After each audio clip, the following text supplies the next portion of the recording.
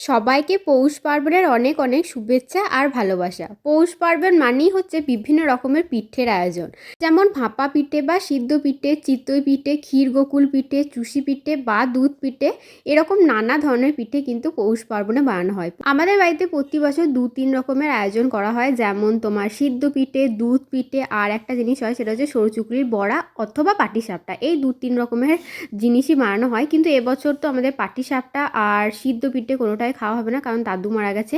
পুর দিয়ে পিঠে আমাদের এবছর খাওয়া হবে না, সেই জন্যই মা বানিয়েছিল দুধ পিঠে। আমার দুধ পিঠে ভীষণ ভালো লাগে, আর তার থেকেও বেশি কিন্তু সিদ্ধ পিঠেটা ভালো লাগে, কিন্তু এবছর তো খাওয়া হবে না, কিছু করার নেই। আর আজকের এই ডিনারের থালিটা কিন্তু একদম পৌষ পার্বণ স্পেশাল বানানো হয়েছে। প্রথমেই ছিল সেটা হচ্ছে সবজি পরোটা, দারুণ হয়েছিল খেতে, ফার্স্ট টাইম বানিয়েছিল মা। আর তার সঙ্গে ছিল ঝাল ঝাল মিষ্টি মিষ্টি ডিম কষা, আর গ্রেভিটা দেখে কার কার লোভ লাগছে অবশ্যই কমেন্ট করে জানিও কিন্তু।